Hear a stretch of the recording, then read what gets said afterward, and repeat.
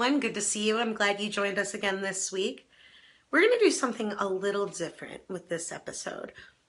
One of the common themes that comes up in discussions on the Camping for Women and Adventuresome Women online communities and among viewers of this program is this idea of female solo travel.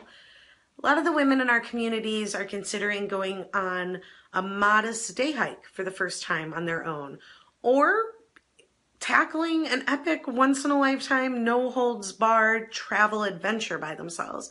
But either way, they're stuck with this idea, this lingering question, can I do it?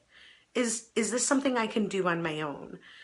And so we figured, why not ask someone who has been embracing the concept of female solo travel pretty much all of her life.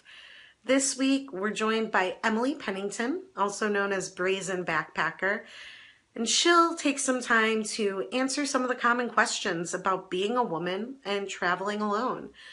Emily chronicles a lot of her adventures on her website, brazenbackpacker.com, as well as various other places across the internet, including the Camping for Women website.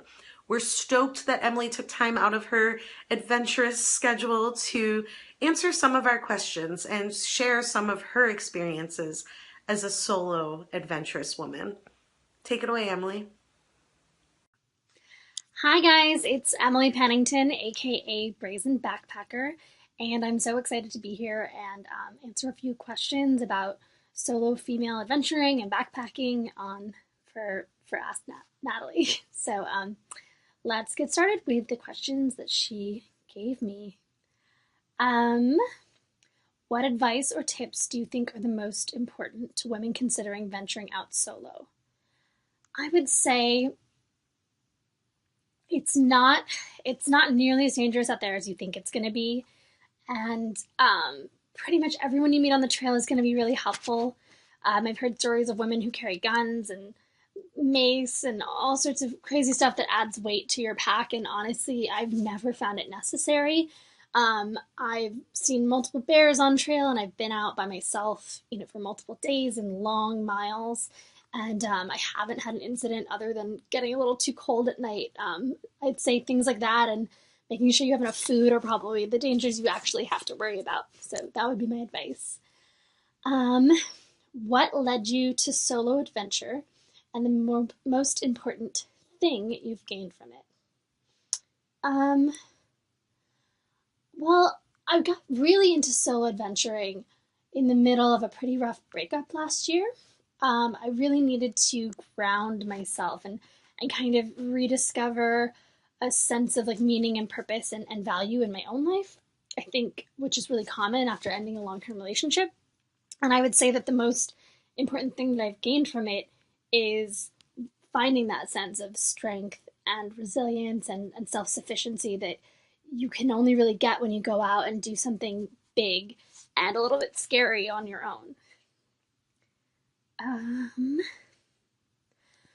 What you think keeps women from solo adventuring, and how you would respond to those barriers?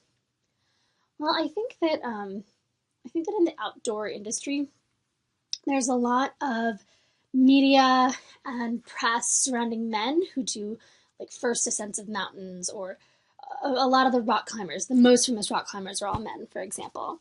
I think that's changing. I know that REI and a lot of other companies, like Outdoor Project, have been doing a women's initiative in 2017 to try to bring more female leadership in the outdoor industry. But I still think there's a long ways to go. Even people like myself basically learned how to backpack from boyfriends who I was dating at the time, and that's how I learned mountaineering as well. But once I feel like you have a solid foundation of knowing the basics of the skills, then it's incredibly empowering to plan trips where it's just you and your girlfriends, or planning solo adventures where you go out and you really test your know-how and your skill set, and even when things go wrong, it ends up being kind of a funny story. What is my favorite and or most memorable solo adventure? Well, probably doing about 15 miles each way of the High Sierra Trail last year in, I think it was August. It was the longest trip I'd done solo, and I also had a solo road trip to get to Sequoia National Park. Um, I saw 3 bears, um, two of which happened very quickly in like my first day. One of them ran right in front of me on the trail and then like snarled at me for a good 30 seconds. Um, and just going through the scenery alone gives you so much more time to think, and you you really start to contemplate, like the interconnectedness of different things in the world, and the way that nature kind of blends together with your place in things. And so getting to hike for 15 miles 2 days in a row, literally into the Great Western Divide in the Sierra Nevada, seeing some of the most breathtaking scenery that area of the world has to offer, and then camping at an alpine lake. I mean, that's a pretty epic way to spend a weekend, especially when you live in a giant metropolis like LA. And it's actually funny because now I'm coming back in about a week to do the full High Sierra Trail, which is 70 miles, and it's going to be quite the adventure and a lot colder doing it in October. Any plugs I want to give? Yeah, so like I said at the beginning, I am Brazen Backpacker, Brazen Backpack on Twitter because of the character limitations. And then my website is brazenbackpacker.com. So that's where you can find a lot of my writing, essays, like tips, how-to articles. And then if you want to see more adventure photography and some great quotes and just small snippets of writing, I'd say my Instagram and my Facebook are definitely the places to go, and that's at Brazen Backpacker. Thanks, Natalie. Bye. So you just heard from Emily. She offered us some amazing insights and pretty entertaining stories, as well as tips, resources, and plenty of other food for thought. Now I'm going to turn the questions back on you. For those of you who have been solo adventuring for a while, what do you offer those who are wondering if they can go out on their own?